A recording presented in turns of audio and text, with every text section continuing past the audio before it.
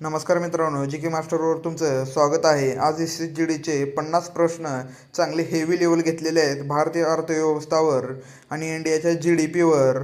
प्रश्न क्रमांक 1, भारतीय रिझर्व्ह बँकेची स्थापना कोणत्या वर्षी झाली?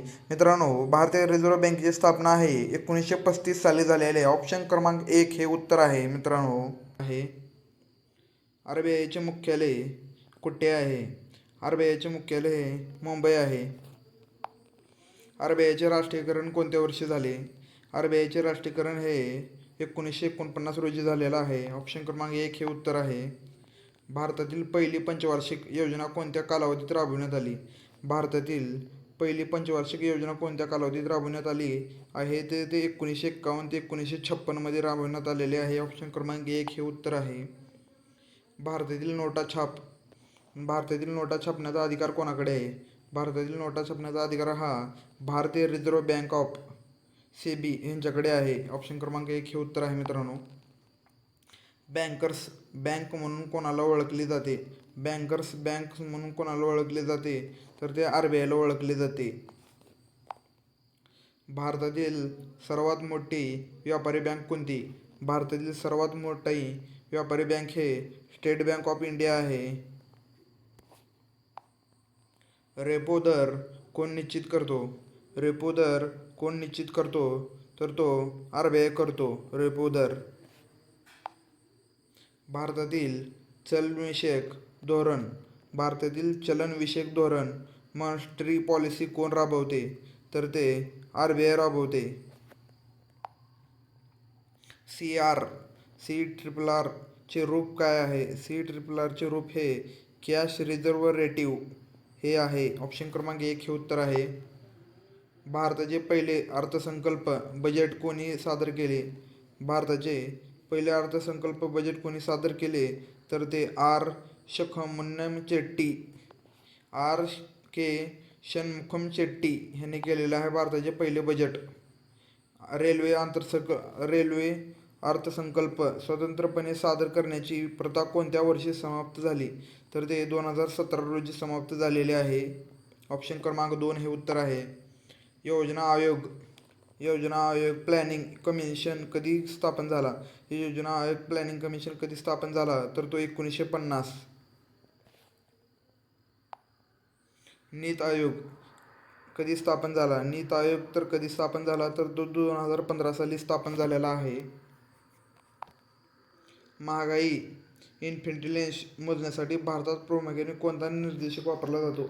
महागाई इन्फ्लेशन मोजण्यासाठी भारतात कोणता प्रामुख्याने निर्देशक वापरला जातो? तर तो GDP डेव्हलपर हे वापरले जातात. राजकोषीय तोटा फिस्कल डिफिसिट म्हणजे काय? राजकोषीय तोटा फिस्कल डिफिसिट म्हणजे एकूण खर्च एकूण प्राप्ती ह्याच्यावर डिपेंड राहतं. उत्तर 2 नंबर आहे. नाबार्डची स्थापना कोणत्या वर्षी झाली? नाबार्डची स्थापना 1982 साली झालेली आहे. सेबीला वैधानिक दर्जा स्ट्रॅटेजिक स्टेटस कोणत्या वर्षी मिळाला? सेबीला वैधानिक दर्जा हा 1992 वर्षी मिळाला आहे. बँकेचे राष्ट्रीयकरण भारतात प्रथम कधी झाले? बँकेचे राष्ट्रीयकरण भारतात प्रथम कधी झाले? तर ते 1969 साली झालेलं आहे. मुद्रा योजना प्रधानमंत्री मुद्रा योजना कधी सुरू झाली? प्रधानमंत्री मुद्रा योजना हा 2015 साली चालू झालेली आहे. नरेंद्र मोदी यांच्या नेतृत्वाखाली भारताच्या GDP मध्ये सर्वाधिक योगदान कोणत्या क्षेत्राचे आहे? भारताच्या GDP मध्ये सर्वाधिक योगदान कोणत्या क्षेत्राचे आहे? तर तो उद्योग क्षेत्राचे आहे सर्वात जास्त प्रामुख्याने. हरित क्रांती ग्रीन रेव्होल्यूशन प्रामुख्याने कोणत्या पिकाशी संबंधित आहे? तर ती आहे मका. हरित क्रांती. शोध क्रांती व्हाईट रेव्होल्यूशन कोणत्या संबंधित आहे? तर ते दुग्ध उत्पादन ह्याच्याशी संबंधित आहे शोध क्रांती. नील क्रांती ब्लू रेव्होल्यूशन कशाशी संबंधित आहे? तर ते नील क्रांती हे मत्स्य उत्पादन ह्याच्याशी संबंधित ऑप्शन क्रमांक 3 हे उत्तर आहे. पीत क्रांती येलो रेव्होल्युशन कोणत्या उत्पादनाशी संबंधित आहे? पीत क्रांती तर ते तेलबियाशी संबंधित आहे. गोल्डन फायबर म्हणून कोणत्या पिकाला ओळखले जाते? गोल्डन फायबर हे ज्यूट पिकाला ओळखले जाते. Golden fibre. Make in India अभियान कधी सुरू झाले? मेक इन इंडिया अभियान कधी सुरू झाले तर 2014 जेव्हा नरेंद्र मोदी निवडून आले तेव्हा त्यांच्या नेतृत्वाखाली चालू झालेलं आहे make in India. Digital India कार्यक्रम कधी सुरू झाला? डिजिटल इंडिया हा 2015 साली चालू झालेला आहे. जीएसटी भारतात कधी लागू झाला?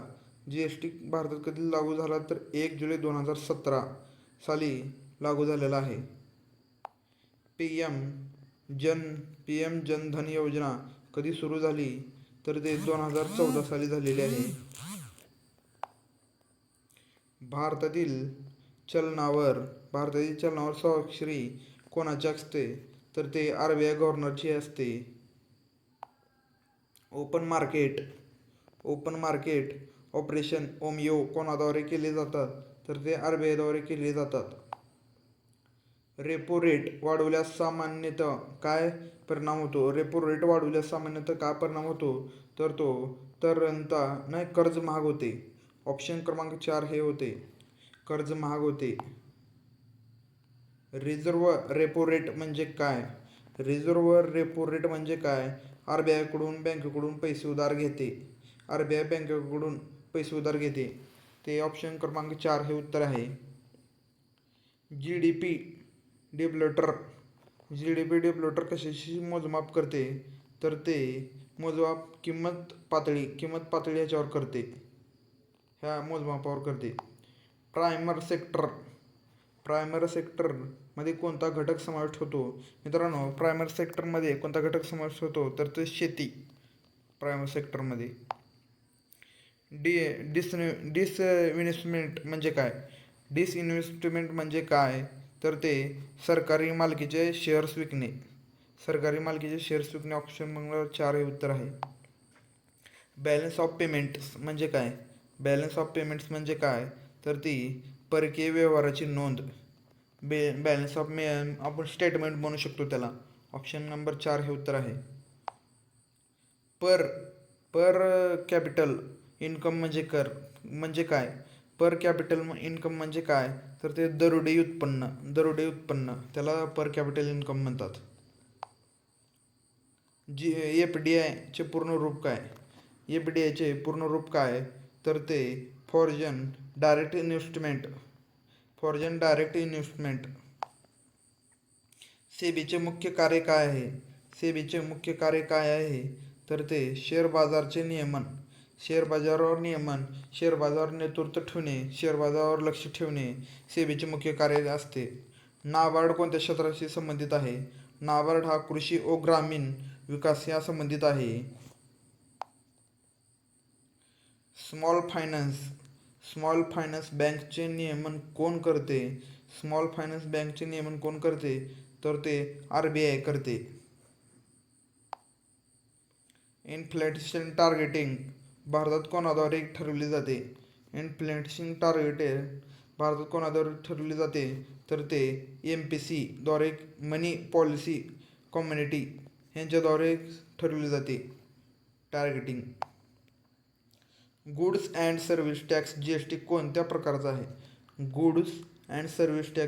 कोणत्या प्रकारचा आहे तर तो अप्रत्यक्ष कर आहे. ऑप्शन नंबर 4 हे उत्तर आहे. ब्लॅक मनी म्हणजे काय तर मित्रांनो, ब्लॅक म्हणजे कर न भरलेले उत्पन्न, काळा बाजार आपल्या मराठीमधून म्हणतो. इकॉनॉमी सर्वे कोण सादर करतो तर वित्त मंत्रालय करतो. वित्त मंत्रालयाचे सध्याचे निर्मला सीतारामन मंत्री आहेत. आत्मनिर्भर भारत अभियान कधी जाहीर करण्यात आले? आत्मनिर्भर भारत कधी जाहीर करण्यात आले तर ते 2020 साली आले. आत्मनिर्भर भारत. डेमोनेशन भारतात अलीकडे कधी करण्यात आले? डेमोनेझेशन भारतात कधी करण्यात आले? तर ते 2016 साली करण्यात आलेले आहे. 2016 साली. नमस्कार मित्रांनो, तुमचे 50पैकी किती बरोबर आले ते कमेंट करून नक्की सांगा. आणि असंच नवीन SSGDच्या नवीन क्वेश्चनसाठी व्हिडिओ आवडला असेल तर सबस्क्राईब करा, शेअर करा आणि मित्रांना पण शेअर करा. आणि धन्यवाद मित्रांनो.